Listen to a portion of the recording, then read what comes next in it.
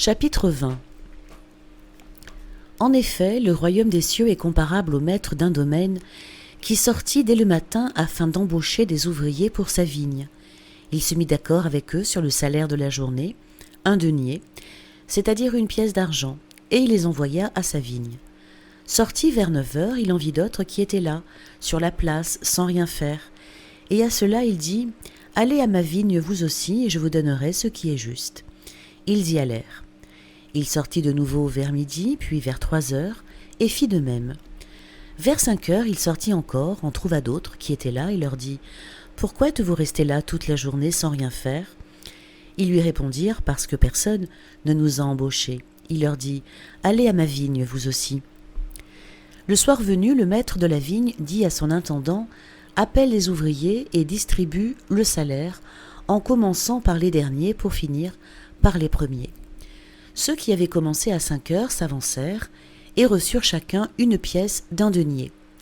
Quand vint le tour des premiers, ils pensaient recevoir davantage, mais ils reçurent eux aussi chacun 1 pièce d'1 denier.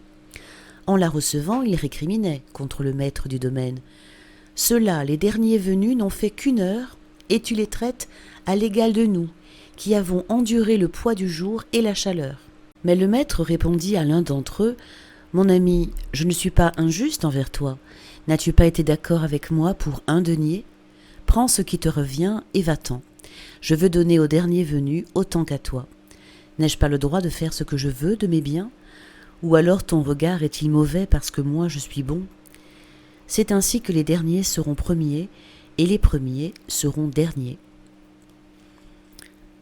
Donc ce passage, les derniers seront premiers et les premiers seront derniers, fait réfléchir, car il bouleverse nos idées humaines de justice et de mérite. Jésus enseigne souvent que le royaume de Dieu ne fonctionne pas comme le monde. Ce n'est pas une compétition où la place se mérite selon le mérite apparent, la richesse ou la durée d'effort. Ce passage invite à comprendre que Dieu agit avec une grâce infinie, qui dépasse nos critères humains. Le salut n'est pas une récompense basée sur un calcul humain d'effort, mais un don gratuit de Dieu. Et ce renversement des places est aussi un avertissement pour ceux qui se croiraient supérieurs par leur dévouement ou leur ancienneté dans la foi. Personne ne peut revendiquer sa place devant Dieu comme un dû. On est tous dans la même relation de dépendance et de gratitude.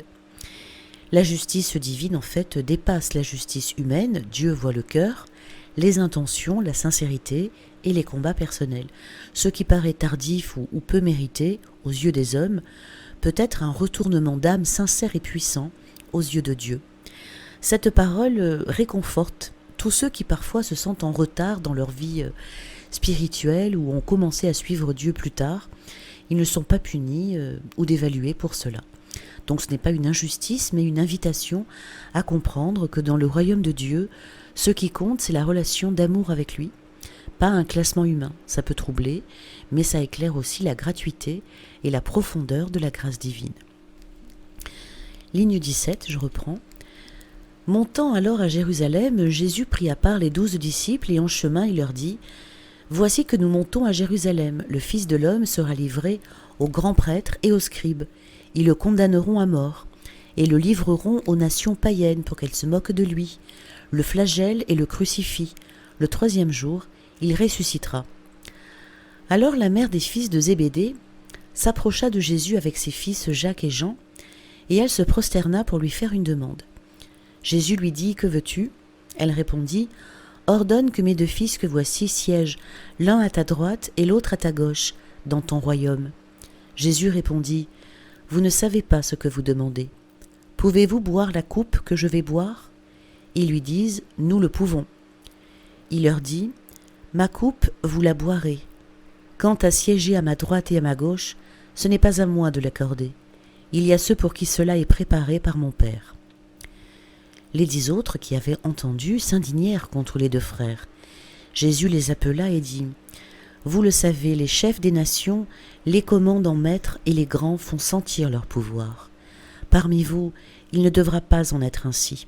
Celui qui veut devenir grand parmi vous sera votre serviteur, et celui qui veut être parmi vous le premier sera votre esclave.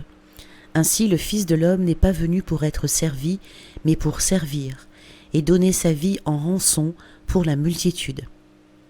Tandis que Jésus avec ses disciples sortait de Jéricho, une foule nombreuse se mit à le suivre. Et voilà que 2 aveugles assis au bord de la route, apprenant que Jésus passait, crièrent « Prends pitié de nous, Seigneur, fils de David !» La foule les rabroua pour les faire taire, mais ils criaient encore plus fort « Prends pitié de nous, Seigneur, fils de David !» Jésus s'arrêta et les appela « Que voulez-vous que je fasse pour vous ?» Ils répondent « Seigneur, que nos yeux s'ouvrent !» Saisis de compassion, Jésus leur toucha les yeux. Aussitôt ils retrouvèrent la vue et ils le suivirent.